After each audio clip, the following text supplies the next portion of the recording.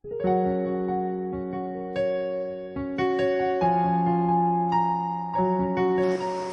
salam. Selamat berjumpa kembali dalam acara santapan rohani. Mari kita akan sama-sama berdoa sebelum kita belajar dengan firman Tuhan. Terima kasih Bapa di surga. Kami mengucap syukur Bapa di dalam nama Tuhan Yesus. Kasih dan anugerah-Mu turut menyertai kami, memelihara kami dan memberkati kami. Perkenankan kami untuk kami akan belajar dengan kebenaran firman-Mu untuk membangun rohani kami. Terima kasih Bapa. Kami berdoa di dalam nama Tuhan Yesus. Haleluya. Amin. Baik, puji Tuhan, untuk kesempatan hari ini kita akan belajar dengan firman Tuhan, yaitu tentang penanaman saham, ya, menanamkan invest. Ya.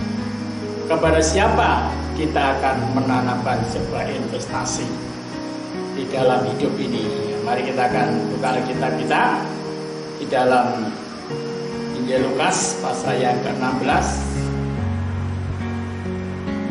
Injil Lukas pasal yang ke-16. Nah, di sini ada satu kisah. Ya, ada satu kisah, yaitu orang kaya dan Lazarus. Ya. Ayat ini berkata demikian di dalam Injil Lukas pasal 16 ayat yang ke-18, ya, ayat 19, ya, ayat yang ke-19, 20 dan 21.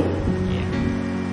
Ada seorang kaya yang selalu berpakaian jubah ungu dan kain lenan halus, dan setiap hari ia bersukaria dalam kemewahan. Dan ada seorang pengemis bernama Lazarus, badannya penuh dengan borok, ya, berbaring dekat pintu rumah orang kaya itu, dan ingin menghilangkan laparnya dengan apa yang jatuh dari meja orang kaya itu. Malahan anjing-anjing datang menjilat borok itu. Kemudian matilah orang miskin itu, lalu dibawa oleh malaikat-malaikat ke pangkuan Abraham. Orang kaya itu juga mati, lalu dikubur. Dan sementara ia menderita sengsara dalam alam maut, ia memandang ke atas, dan dari jauh dilihatnya Abraham dan Lazarus duduk di pangkuannya. Ya, sampai di sini dulu. Saudaraku yang terkasih di dalam Tuhan, saya katakan tadi temanya adalah menanamkan invest atau investasi atau saham. Nah, saudaraku, kenapa saya berikan tema ini?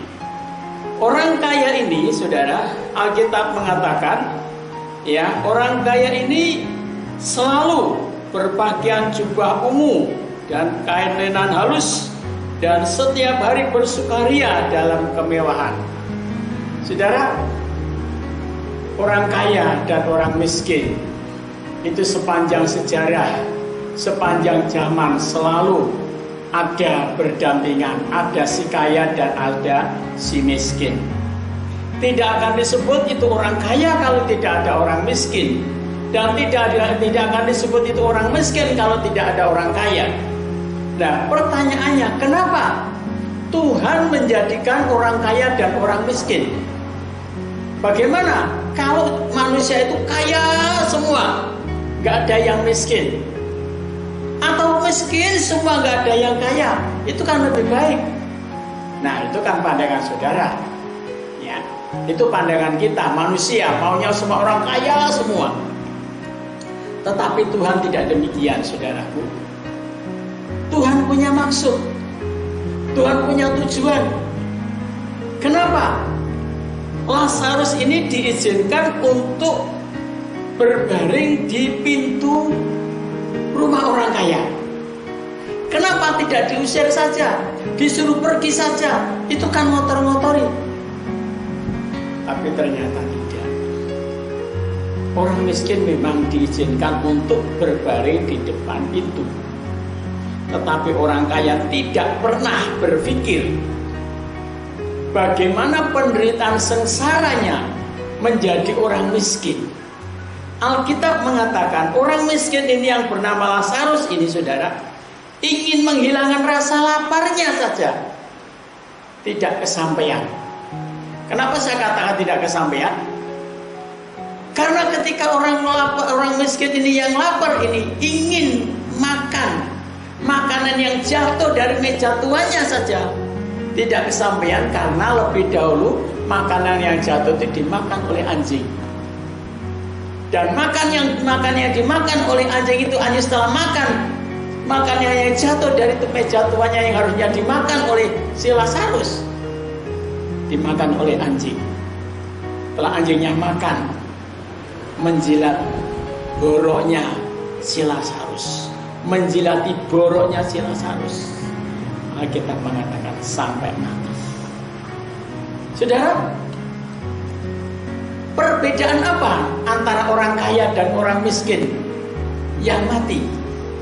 Nah, ada perbedaan sangat jauh. Alkitab mengatakan, ayat 22, kemudian matilah orang miskin itu, lalu dibawa oleh siapa? Oleh malaikat ke pangkuan Abraham. Luar biasa. Nah, sementara orang kaya itu juga mati, Alkitab mengatakan, ya, orang kaya itu juga mati, lalu dikubur. Nah, ada bedanya, saudara.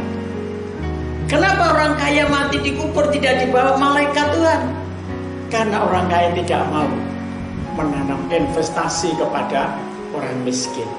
Sebenarnya ada satu kesempatan emas bagi orang kaya untuk berbagi kasih, untuk berbagi rasa, untuk saling menolong, untuk saling menopang satu dengan yang lain. Tapi orang kaya ini tidak mau memanfaatkan waktu yang ada. Coba kalau seandainya orang kaya itu mau berbagi kepada Lazarus, taruhlah mungkin Lazarus tidak perlu diundang untuk datang ke rumahnya, tapi dia mendapat bagian apa yang menjadi makanannya si kaya. Saya yakin, saya percaya Tuhan tidak tinggal diam. Tuhan akan menolong juga orang kaya ini untuk diselamatkan, dibebaskan dari siksaan yang sangat berat itu. Nah, saudaraku yang terkasih di dalam Tuhan, dunia akhir zaman, dunia modern, itu dunia banyak orang yang tidak peduli terhadap orang sengsara, tidak peduli terhadap orang yang mengalami kesusahan, tidak peduli terhadap orang yang mengalami kesukaran. Apalagi sekarang ini zamannya zaman corona, saudara. Ya. Wah, zaman corona ini zaman yang paling serem. Ya. Kalau ada orang sakit, ya bukan malah ditolong tapi malah dijauhi. Kenapa? Karena takut. Takut apa? Takut tertular, saudara ya. Nah, ada orang matinya kenapa? Kena COVID, wes nggak ada yang layak. Kenapa? Takut kenapa? Takut tertular. Nah, saudaraku yang terkasih di dalam Tuhan, memang kita tidak boleh berkerumun. Kita tidak boleh berkerumun, itu betul. Tetapi bukan berarti lalu kita bersikap masa bodoh, kita tanpa berbagi kasih antara satu dengan yang lain. Tidaklah demikian, saudaraku. Di tengah-tengah masa yang sukar, di tengah-tengah masa yang sulit ini, Bapak Ibu Saudara, ada banyak orang yang sakit. Ya, sakit kolesterol, darah tinggi, ya, kena gula. Sebenarnya gampang obatnya, saudara, itu. Nah, menurut saya tuh, cobalah berbagi.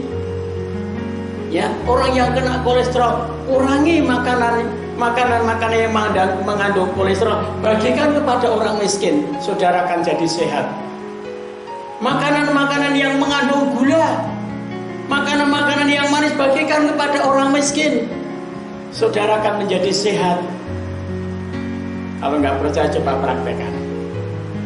Nah, saudaraku yang terkasih dalam Tuhan, Lazarus, dia nggak bisa makan apa-apa. Dia lapar sampai mati, dia sakit sampai mati, tidak dipedulikan oleh orang kaya ini. Kenapa? Betapa bodohnya orang kaya. Nah, saudaraku yang terkasih di dalam Tuhan, Ayat ini berkata demikian, ayat yang ke-24.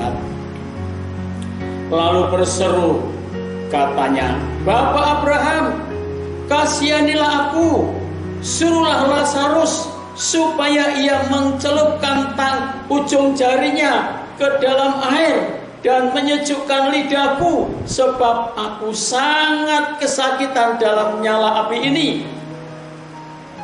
Tetapi Bapak Abraham berkata, anak, ingatlah bahwa engkau telah menerima segala yang baik sewaktu hidupmu, sedangkan Lazarus segala yang buruk. Sekarang ia mendapat hiburan dan engkau sangat menderita. Saudara, coba, kalau seandainya orang kaya itu pada masa hidupnya dia peduli kepada Lazarus, saya percaya Tuhan pun akan peduli kepada orang kaya itu. Kekayaannya dibagi dengan Lazarus, dibagi dengan orang yang lainnya yang membutuhkan, yang sangat membutuhkan. Saya percaya Tuhan tidak akan tinggal diam. Nah, dengan berdasarkan ayat ini, orang mempunyai statement begini, seakan-akan orang kaya tidak bisa masuk surga. Siapa bilang? Abraham itu orang kaya. Abraham itu orang yang terkaya pada zamannya, tapi dia bisa masuk surga. Kenapa? Karena Abraham orangnya peduli kepada orang-orang sengsara, peduli kepada orang-orang yang menderita, peduli kepada hamba Tuhan, peduli kepada pekerjaan Tuhan. Terbukti ketika Abraham pulang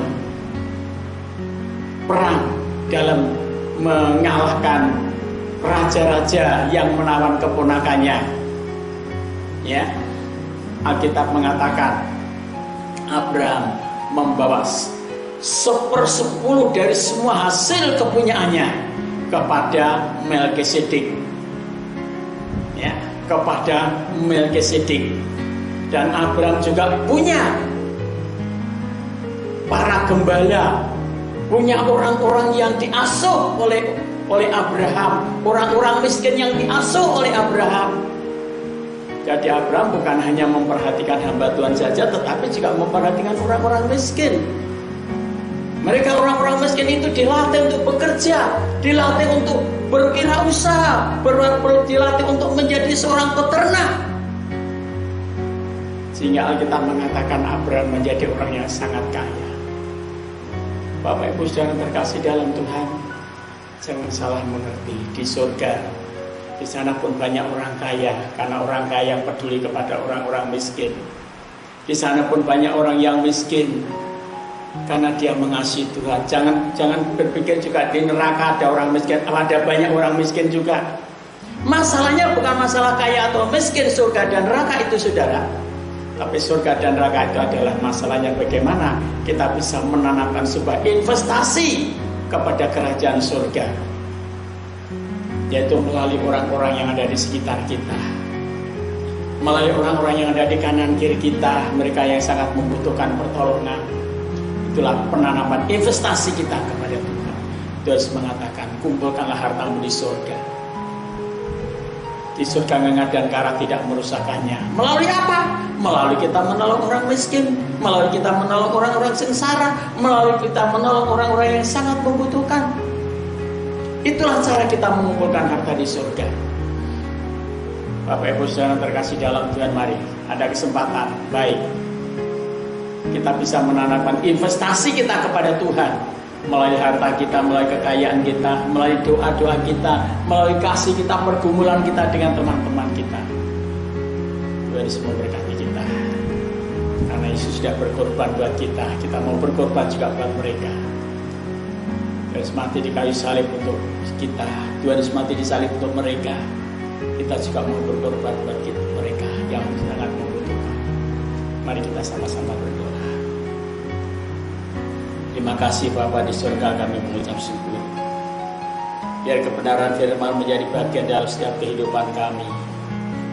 Tolonglah kami Tuhan, ajarilah kami Tuhan, untuk kami bisa berbagi dengan teman-teman kami, dengan saudara-saudara kami yang sangat membutuhkan. Ada banyak saudara-saudara kami yang terlantar, Mereka membutuhkan uluran tangan-Mu Bapa. Tuhan, pakai kami semua, orang-orang yang mendengar kebenaran firman-Mu melalui renungan ini Tuhan. Mata mereka bisa terbuka, telinga mereka bisa mendengar bahwa di kanan kiri sekitarnya membutuhkan pertolongan-Mu Bapa. Melalui kami orang-orang percaya, melalui kami orang-orang beriman. Terima kasih Bapa di surga, kami bersyukur kepada-Mu Tuhan. Pakailah kami untuk menjadi alat untuk menolong mereka yang susah, menghiburkan mereka yang lemah, memberkati mereka yang kekurangan, menyembuhkan mereka yang sakit. Terima kasih Bapa di surga, kami mengucap syukur. Kami berdoa di dalam nama Tuhan Yesus. Berkat-Mu Tuhan atas kami. Haleluya. Amin.